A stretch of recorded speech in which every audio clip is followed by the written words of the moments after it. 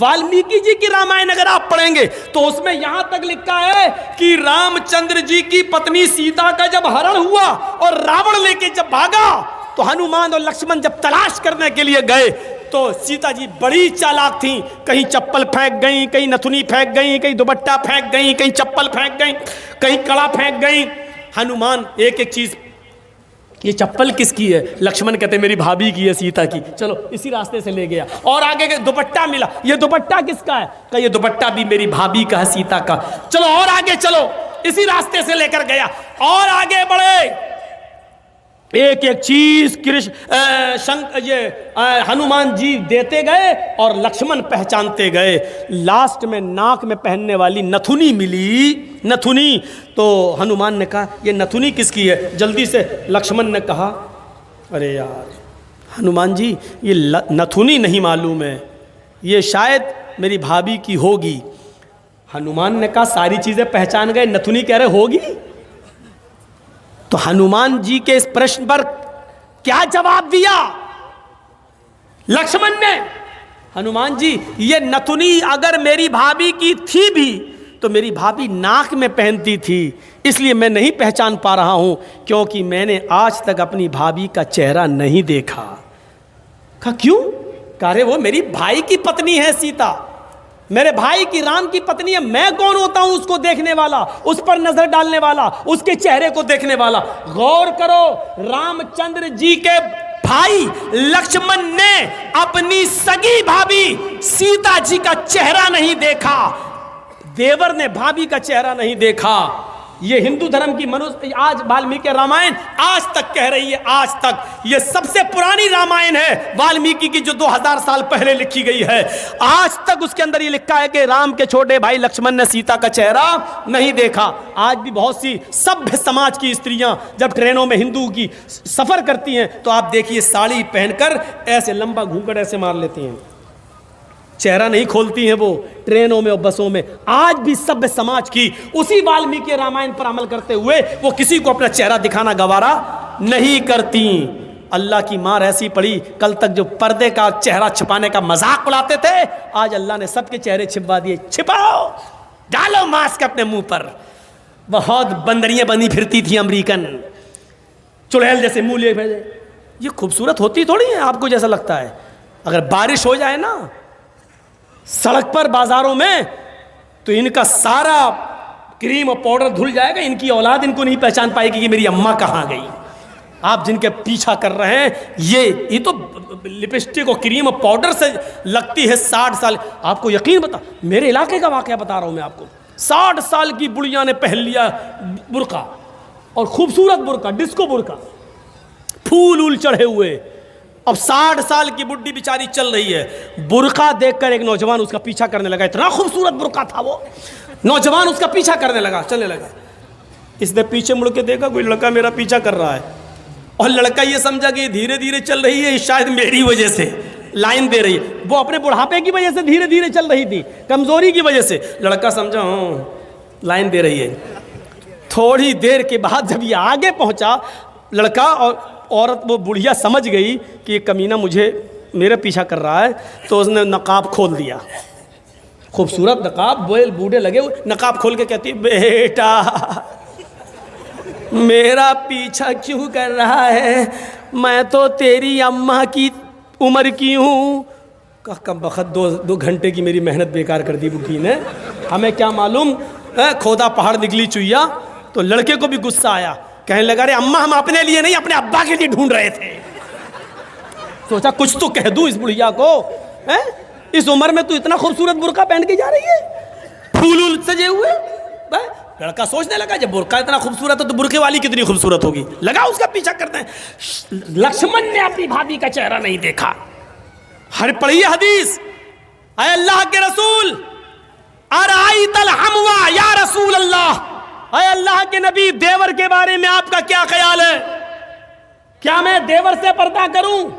एक ही घर में होते हैं, देवर और जेठ का आना जाना रहता है, हमारे अपने रिश्तेदारों का आना जाना रहता है। आए अल्लाह के नबी, क्या मैं देवर से भी पर्दा करूं?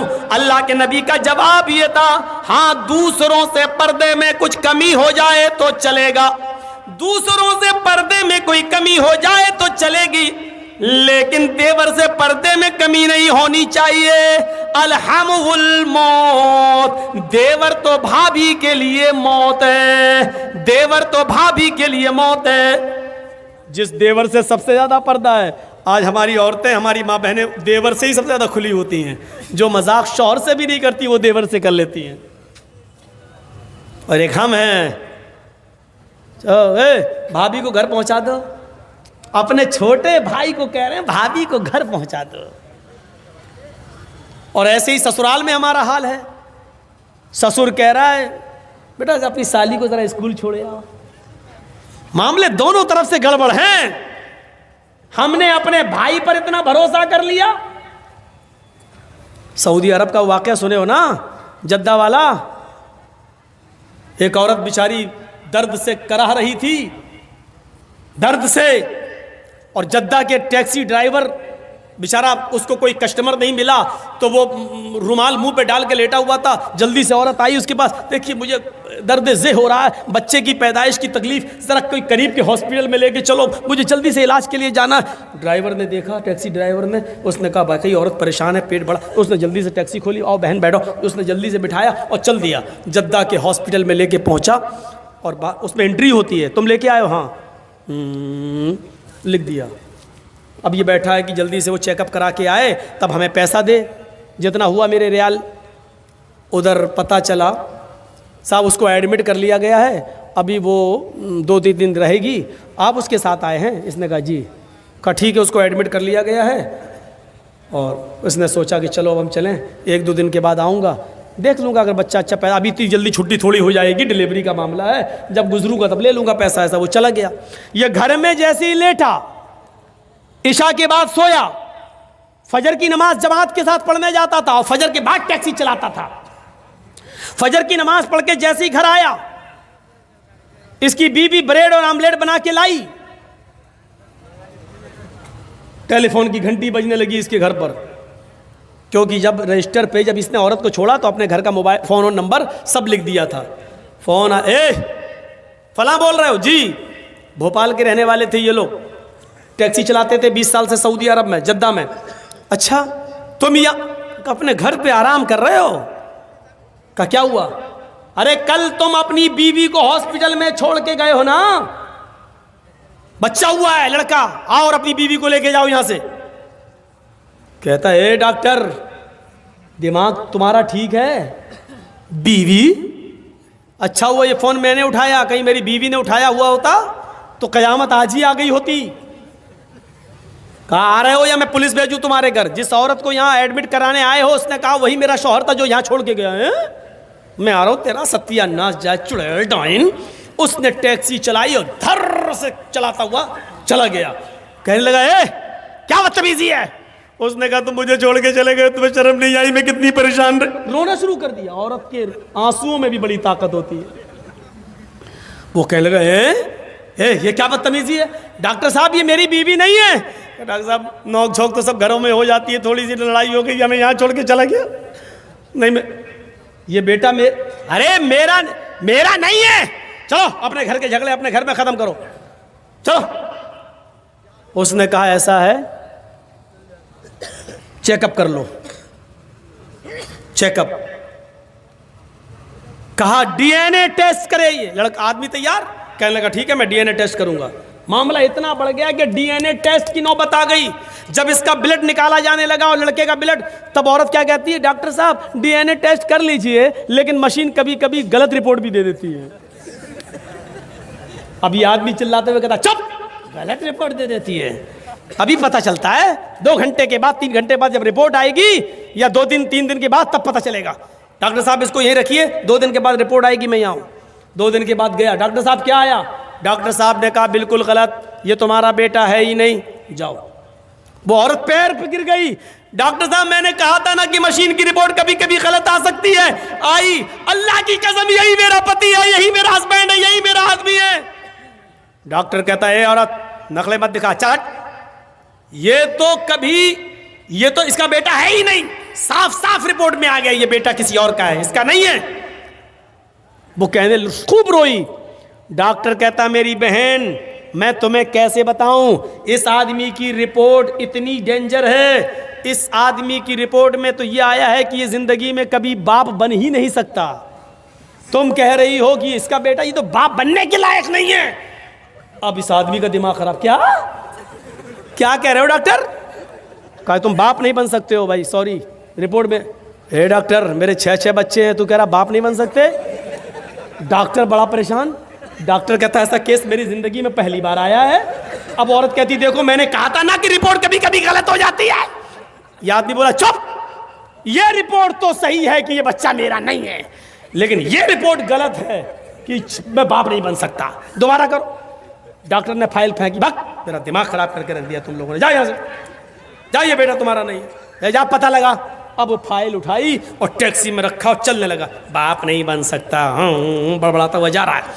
फिर सोचता है जमील साहब अगर ये रिपोर्ट सही है तो पता लगाओ ये खेत कौन जोत रहा है, ये बच्चे हैं किसके। सीधे घर में घुसा, टैक्सी लेके आया, मारी दरवाजे पे लात। बीवी कहती इतने गुस्से में दरवाजा खोला, उठाई चप्पल अपने पैर की 15-20 पहले मार दी। तुम तो रोज इज्जत करते थे, आज क्या हो गया तुम्हें? कस्टमर नहीं मिले, पैसेंजर नहीं मिले तो उसका गुस्सा मेरे ऊपर क्यों उतार रहे हो? कस्टमर का गुस्सा नहीं उतार रहा हूं, पहले ये बता कि ये 6 बच्चे किसके हैं। औरत कहती है आपको क्या हो गया? पूरी जिंदगी अमानतदारी के साथ में चली आपके साथ और आपने कभी हाथ नहीं उठाया और आज के तो ये बच्चे किसके? फिर बता रही कि नहीं बता रही? तेरा झूठ छुप नहीं सकता, पता चल चुका है मुझे। ये मेरी रिपोर्ट कहती है कि मैं बाप नहीं बन सकता, ये बता कि बच्चे किसके। तो मारो नहीं, मैं बता रही हूं। कहा क्या? कहा गुस्सा ठंडा करो पहले। अब वो तो हो ही जाएगा, पहले बता। कहा कि आप का भाई भी रहता है ना यहाँ, आप रात में टैक्सी चलाते हैं, दिन में वो रात में चलाता है। मतलब आप जब दिन में टैक्सी चलाते हैं तो वो रात में टैक्सी चलाकर घर में आ जाता है, फिर वो दिन भर घर में रहता है। और जब आप रात में घर पे आते हैं सोने के लिए तो वो रात में टैक्सी चलाने के लिए चला जाता है। आपकी ड्यूटी दिन की है, उसकी रात की है। मेरे शौहर गुस्सा मत होइए, ये बच्चे उसी के हैं, क्योंकि मुझे उम्मीद थी कि तुम बाप नहीं बन पाओगे। कहा कि अभी यहाँ तेरा क्या, यहाँ तो सीधे गर्दन कटेगी तेरी, कत्ल। उसने उसी वक्त टिकट बनवाए और वापस भोपाल में आया और अपनी बीवी को तलाक दिया। और इद्दत गुजारने के बाद कहा छोटे भाई से, जब छोटे भाई ने ही मेरी पेट में छुरी भोंक दी और जब बच्चे ही तुम्हारे हैं तो बेहतर यह है कि तुम ही इस औरत को अपने निकाह में रखो, मैंने इसको तलाक दे दी है। बड़े भाई की बीवी को कौन संभाल रहा था? छोटा भाई, देवर। अब ईमानदारी के साथ बताओ ये हदीस कैसी लग रही है? अरअयतल हम्व या रसूलल्लाह, अल्लाह के रसूल क्या देवर से भी पर्दा करूं? अल्लाह के नबी ने कहा हम्वुल मौत, देवर तो मौत है भाभी के लिए।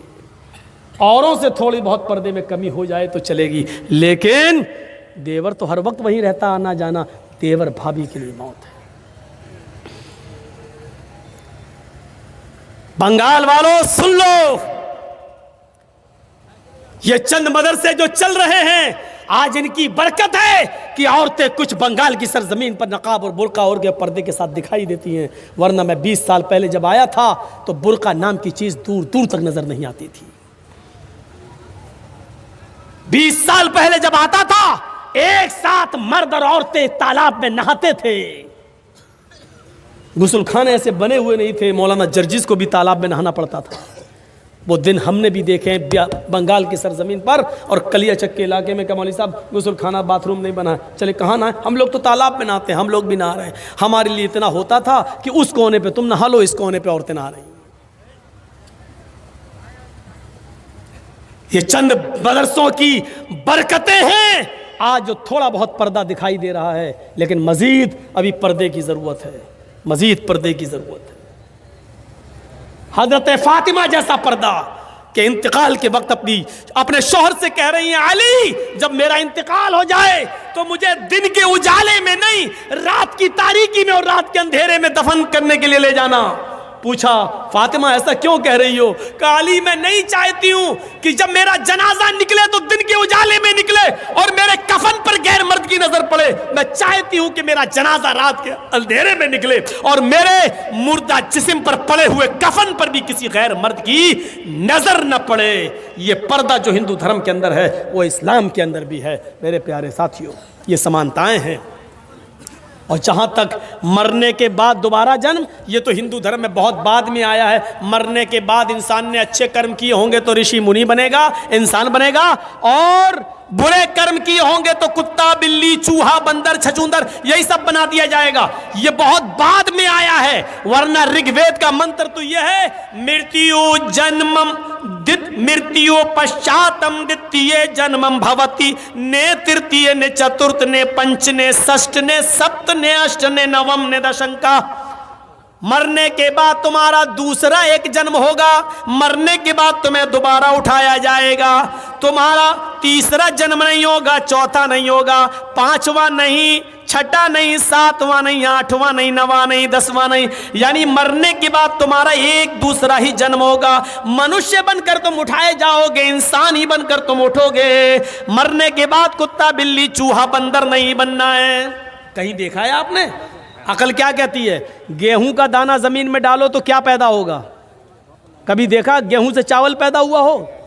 गेहूं डालोगे गेहूं पैदा होगा। आम की गुठली जमीन में डालोगे तो आम ही लगेगा। तरबूज डालोगे, हैं, वाटर लेमन, तो आप क्या समझते हैं क्या पैदा होगा? तरबूज का बीज डालोगे तो तरबूज ही पैदा होगा। लेमू का बीज डालोगे तो लेमू पैदा होगा। ये अकल भी कहती है कि मरने के बाद इंसान को जब तुम जमीन में दफन करोगे तो उससे इंसान ही निकलेगा, न कि कुत्ता, बिल्ली, चूहा, बंदर। इसको अकल भी तस्लीम नहीं करती है। मेरे प्यारे साथियों, चाहो जलाओ चाहो दफनाओ, मरने के बाद एक दूसरा ही जन्म इंसान होगा। इसी को कुरान ने भी कहा है, अयहसबुल इंसानु अन युतरका सुदा अलम यकुन नुतफतम मिन मनी युमना थुम्मा काना अलकतन फखलक फसव्वा फजअल मिनहु ज़ौजैन अज़्ज़करा वल उन्सा अलैसा ज़ालिका बिक़ादिरिन अला अन युहियल मौता। ऐ इंसान, क्या तू ये समझता है कि तुझे बगैर हिसाब व किताब के यूं ही छोड़ दिया जाएगा? नहीं नहीं। अलम यको, क्या तू शुरू में अलम यको मिन नुतफतिम मिन मनी युमना, क्या तू शुरू में हकीर और जलील पानी की एक बूंद न था? क्या तू हकीर पानी का एक कतरा न था जो रहम मादर तक, औरत के रहम तक पहुंचाया गया? अल्लाह रब्बुल आलमीन ने उसी पानी के कतरे को बना सवा कर दुरुस्त किया, उसी से गोश्त का लोथड़ा बनाया, जमा हुआ खून बनाया, गोश्त का लोथड़ा बनाया, फिर उससे हड्डी बनाई, फिर हड्डियों में गोश्त पहनाया और फिर उससे एक जीता जागता इंसान बना दिया। उसी पानी के कतरे से मजबूत खोपड़ी बनाई, उसी पानी के कतरे से इतना नर्म भेजा बनाया कि 2 उंगलियों के बीच में रख दो, मसल दो। उसी पानी के कतरे से अल्लाह ने इतना नर्म नाजुक हार्ड दिल बनाया कि अगर उसकी धड़कनें बंद हो जाएं तो दुनिया का कोई डॉक्टर उसकी धड़कनें जारी नहीं कर सकता है। और उसी पानी के कतरे से अल्लाह ने तुम्हारे दिमाग में हजारों तारों का कनेक्शन डालकर तुम्हें 2 चमकते हुए ट्यूबलाइट दिए, आंखें दी, जिससे तुम 9 करोड़ 30 लाख मील की ऊंचाई पर सूरज को देख लेते हो। जिस आंख की बीनाई से, रोशनी से तुम 2,40,000 मील की ऊंचाई पर चांद को देख लेते हो। करोड़ों अरबों खरबों मील की ऊंचाई पर तुम सितारों को देख लेते हो, आसमान को देख लेते हो। अल्लाह ने उसी पानी के कतरे से ये सब कुछ बनाया। ओ मेरे बंदो, जब मैं ये सब कुछ तुम्हारी माँ के पेट में बना सकता हूँ और तुम्हें बनाकर बाहर ला सकता हूँ, फजअल मिनहु ज़ौजैन अज़्ज़करा वल उन्सा, लड़का और लड़की भी बना सकता हूँ, मर्द औरत भी बना सकता हूँ, नर और मादा भी बना सकता हूँ, तो फिर तुम ही बताओ क्या तुम्हारे मरने के बाद, क्या वो अल्लाह इस बात पर कादिर नहीं है कि तुम्हें मरने के बाद दोबारा जीवित कर दे?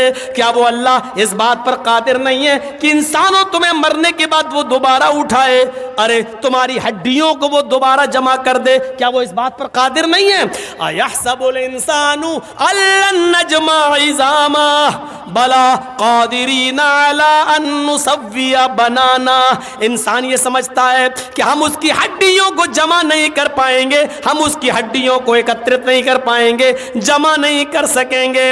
अरे हड्डियां तो छोड़, आए इंसान, बला कादिरीना अला नुसव्विया बनाना, हम तो तेरी उंगलियों के पोर तक को बनाने पे कादिर हैं। ये उंगलियों के पोर जानते हो कितना ताकतवर होता है?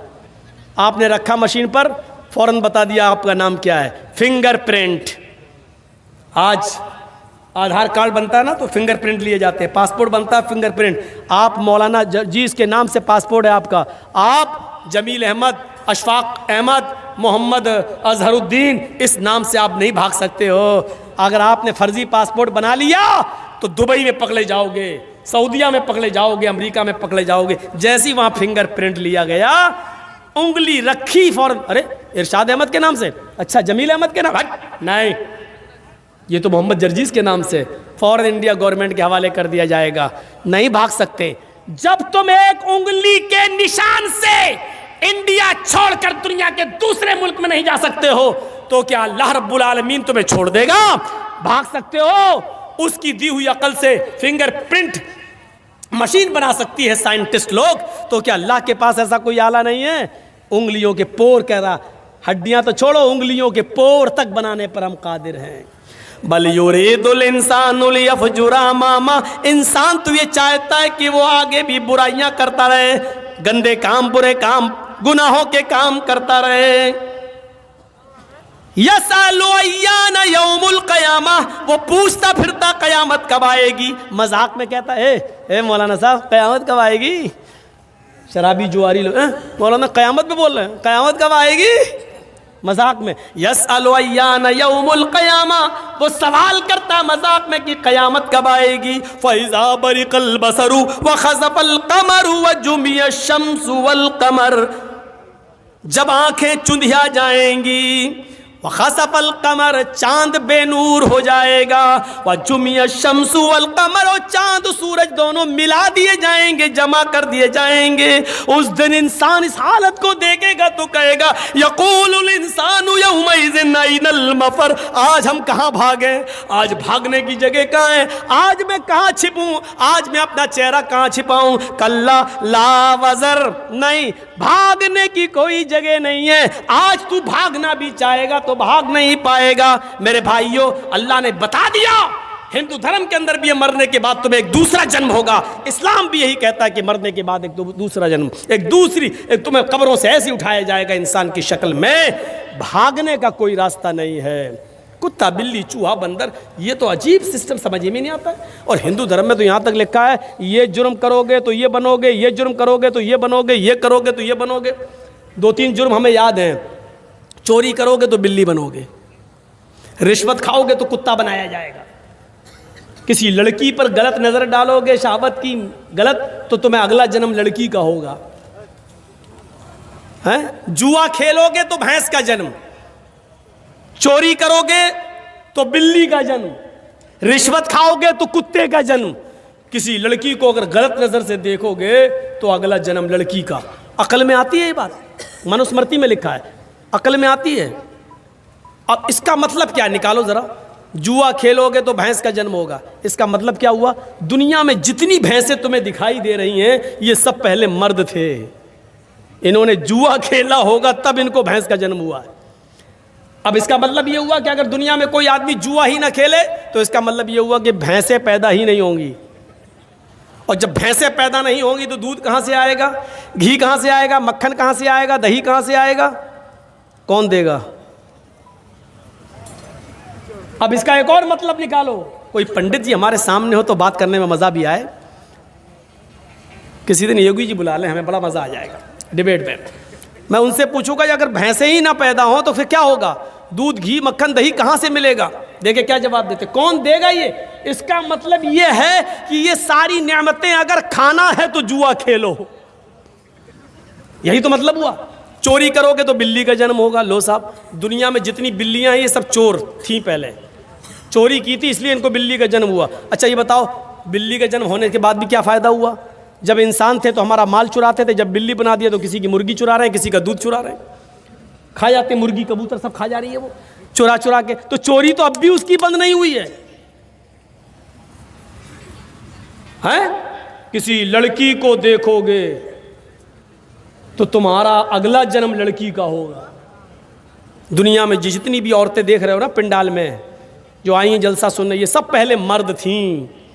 इन्होंने किसी लड़की पर गलत नजर डाली होगी तब इनको लड़की का जन्म हुआ है। बिलफर्ज महल मान लो थोड़ी देर के लिए, अगर दुनिया में कोई भी आदमी किसी लड़की पर गलत नजर न डाले और सिर्फ अपनी माँ बहन बेटी की नजर से देखे, तो इसका मतलब ये हुआ कि दुनिया में कोई भी आदमी अगर माँ बहन बेटी गलत नजर न डाले तो लड़की पैदा ही नहीं होगी, लड़की का जन्म ही नहीं होगा। और जब लड़की का जन्म नहीं होगा तो इसका मतलब क्या, वो बच्चे कौन पैदा करेगा?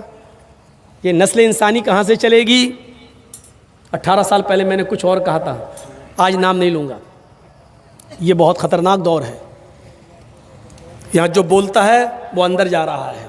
यहाँ डेमोक्रेसी है, यहाँ सेकुलरिज्म ख़त्म हो चुका है, यहाँ कुछ नहीं है, कुछ भी नहीं। अच्छा बोले, अभी तो बाद में साबित होगा कि तुम सही बोले कि गलत। पहले अंदर जाओ, घुसो पहले अंदर। मेरे भाइयों, अफसोस होता है मुझे इस बात पर, चोरी करोगे तो कुत्ते का जन्म होगा।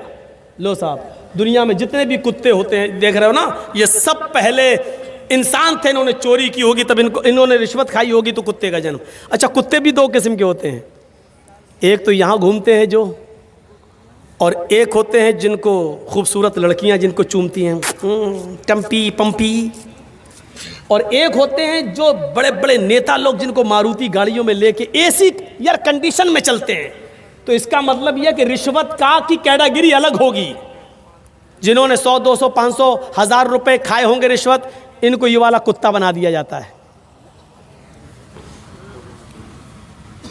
थोड़ी सी और बड़ी रिश्वत होगी 1,00,000, 2,00,000 की, उनको वो लड़कियां जिनको खाना ना खिलाती हैं अपने घर में, चंपी टम्पी पंपी। और जो मारुतियों में घूम रहे हैं ये जो कुत्ते हैं, ये बड़े स्टैंडर्ड कुत्ते हैं।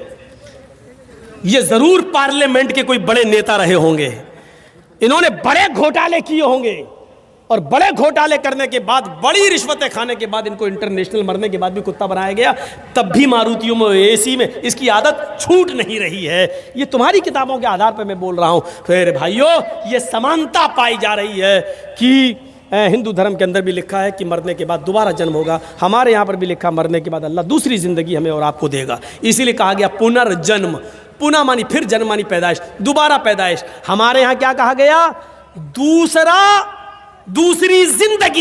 दूसरी जिंदगी हमें और आपको दी जाएगी। आवागमन नहीं है। मरने के बाद कुत्ता, कुत्ते के बाद बिल्ली, बिल्ली के बाद चूहा, 7 जन्म, 7 तरीके के जन्म होंगे। कहते नहीं 7 जन्मों में हम तुम्हारे साथ रहेंगे। ये हिंदू धर्म में 7 जन्म हो सकते हैं, इसलिए हिंदू धर्म में फेरे भी लगाए जाते हैं 7। औरत के जब गठबंधन होता है ना पीछे, तो 7 फेरे क्यों लगाए जाते हैं? एक मर्द इस बात का इकरार करता है कि मैं 7 जन्म में तेरा पति हूं, और औरत इस बात का इकरार करती है कि मैं 7 जन्मों तक तुम्हारी पत्नी रहूंगी। ये होता है इकरार। मेरे भाइयों, अब आप भी उठ के जा चुके हो, तादाद ख़त्म हो गई है, मैंने फिर भी 1:30 बजे तक खींच दिया है। अल्लाह ताला से मैं दुआ करता हूँ कि बार इलाह इस्लाम को तमाम लोगों को समझने की तौफ़ीक़ अता फरमा, हम तमाम मुसलमानों पर चलने की तौफ़ीक़ अता फरमा। मेरे भाइयों, मजहूल शख्स कोई बेनामी है, उन्होंने 20,000 रुपये दिए हैं। अल्लाह रब्बुल आलमीन से दुआ कीजिए, अल्लाह